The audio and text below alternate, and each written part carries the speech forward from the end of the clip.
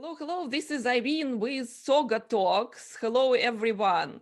I am joined here with me by Ian Moyse. Hello, Ian. How are you? Hiya, I'm good today. Thank you for inviting me. Absolutely. The stage is yours because I enjoy immensely talking with fascinating people in tech. If you're listening for the first time, Soga Talks, I run it weekly. There is YouTube channel. Please subscribe. Please comment because we want the audience to grow on LinkedIn and Twitter. Today, we're going to talk about technical trends, but we're going to talk about people because tech doesn't make sense, in my experience, if people are not involved and if people are not engaged. Yeah, and I think to your point of giving value to the audience, we all have had different experience journeys. So it's not that I know the particular answers to everything because I've done different things than the listener will have done, right? And that they will know things that I won't know. So it's more often I take part in things such as this, and it's giving insight from the experiences I've had that may help others who experience the same or similar challenges, or just want to get a different viewpoint from someone in a different sector of the industry that will give them different uh, opinions and information to base their decisions upon. Absolutely. That's what this is all about. So we're looking at 2021 and companies, I'm sure, strategizing and people, I'm sure, looking around in their jobs, in wherever they are, trying to absorb it all, right? And make the best of it, what we have going on in technology and beyond in our lives. So why don't we talk first about what's the tech adoption now? I mean, how do you see the attitudes are changing with everything we've been through? Yeah, so it's interesting. I've worked in the cloud computing sector for about the last 10 years, which drives an incredible amount of innovation. If you think of the world we live in with the Ubers, um, with the uh, cloud technologies that are around us, Internet of Things, and artificial intelligence, underneath all is the ability to digest and use incredible computing power in a flexible manner, which is what cloud computing's done, right? So it's the foundation.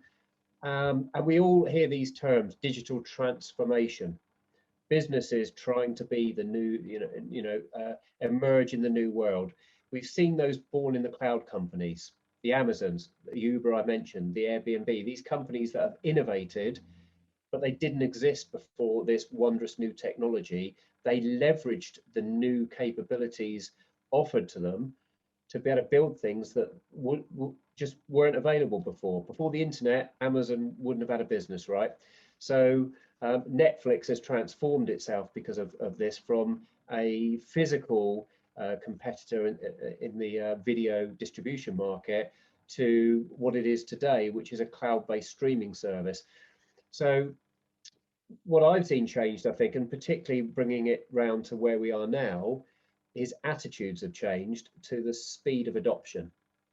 We've consistently seen over the last decade companies adopting new technologies and it being easier and easier to a degree, switch on something new in this new world compared to the old technology world where a project might take years, billions of dollars, and there was different technologies used by smaller businesses and larger businesses because of those dependencies.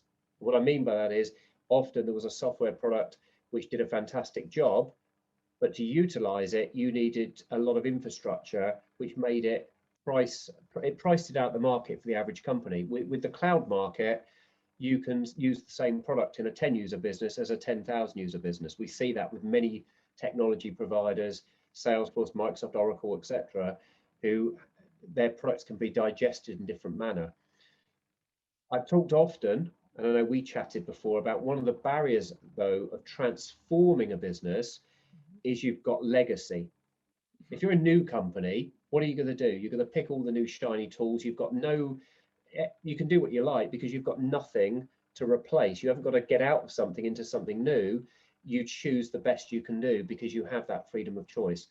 For existing businesses, they will have legacy applications, people who know how to use those applications and processes, and commitments, whether it be commercially or you know, in infrastructure in the business.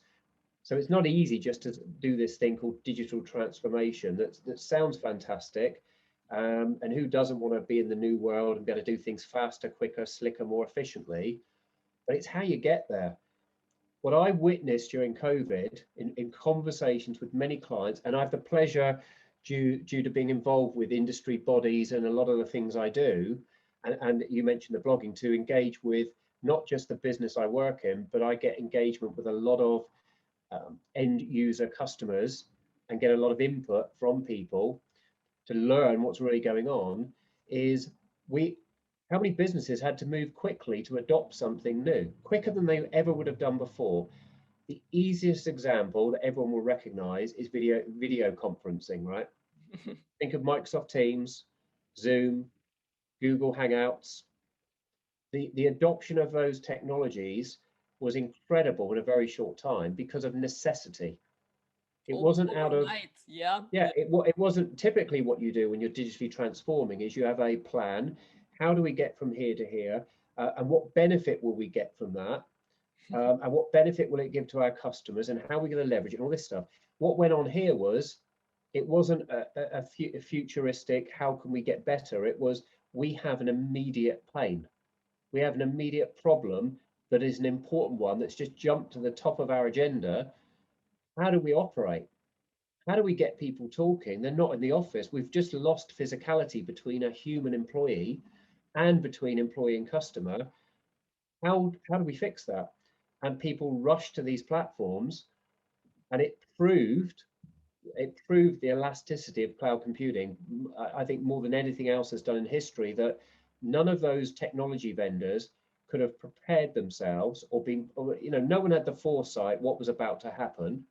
And yet the volume of people globally that ran to those platforms, it just worked. There was a few blips along the way, but nothing drastic or major. It just worked because cloud computing, the elasticity, allowed them just to expand to the demand that was there. If we'd gone back 10, 15 years, we'd still be waiting today in a queue for someone to deploy some more hardware somewhere to get us access to something. None of us would have access to the technology or the capability that we just enjoyed. So, you know, that was a digital transformation overnight through solving a necessity of pain. What I'm seeing now is people more receptive to this because they've just realized, actually, we've had to adjust, we've had to change processes, we've had to impact the human, and the human has had to adjust to something new. Look how tenacious we all are to adjust. Whereas before it was, well, yeah, it's going to be hard. What I saw in conversations with customers was, we'd like to transform, but it feels hard. It feels difficult, and we're going to have to spend it. There was always an excuse for not doing it that outweighed the benefit they were going to get.